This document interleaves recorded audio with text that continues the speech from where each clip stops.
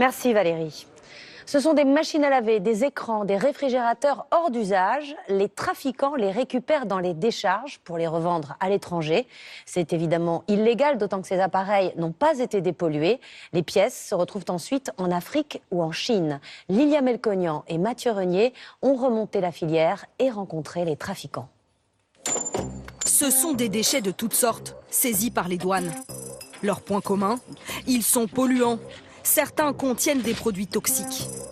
Pneus usés, moteurs encore pleins d'huile, batteries hors d'usage, frigos cassés, des déchets que se disputent les trafiquants. Tout, ne vous inquiétez pas.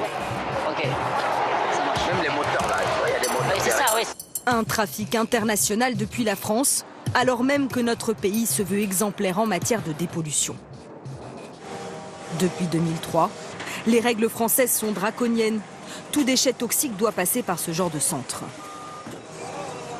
Vous avez ici toute la préparation des réfrigérateurs qui sont prêts. Vous voyez ici les moteurs. Certains de ces frigos ont plus de 10 ans et dégagent des gaz à effet de serre. Il faut les vider avant de les démonter. C'est une sorte de seringue et qui vient percer le moteur pour récupérer, vous le voyez là passer, le gaz et les huiles usagées qui vont être récupérées pour être traitées.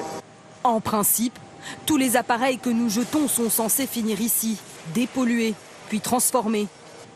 Coût de l'opération 350 € la tonne, financé par une surtaxe, l'éco-participation payée par le consommateur à l'achat de l'appareil. Les trafiquants ont compris qu'il y avait un énorme marché à prendre. En quelques années, ils ont créé des réseaux parallèles pour vendre les déchets sans les dépolluer. C'est ce qu'a voulu nous montrer ce spécialiste. Alors là, il y a un frigo, 2 frigos, une machine à laver, une gazinière. Il nous emmène dans une ferraillerie de la région parisienne. Et des frigos. On a des frigos. Ça m'intéresse ou pas? Si, j'ai un frigo, il y a une machine à laver.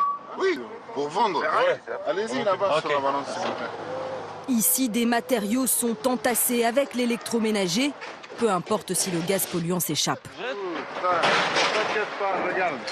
Tu vois comment il est tout là-bas? Ouais. On va tout écraser avec la grue là, après pour charger dans les bennes. Vous écrasez tout. On va avec le monsieur là-bas.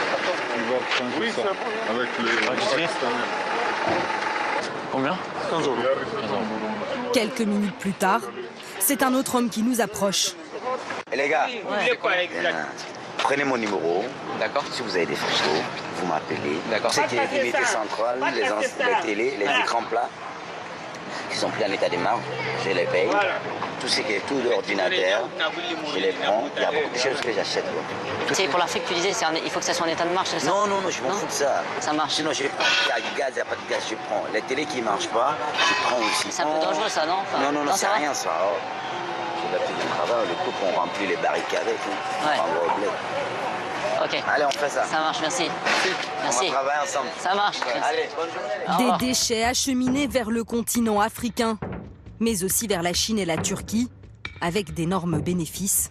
Près de 300 € par tonne, sans débourser un centime pour leur dépollution. Autre circuit des trafiquants, la Belgique et l'Espagne. Là-bas, le traitement des déchets est moins réglementé.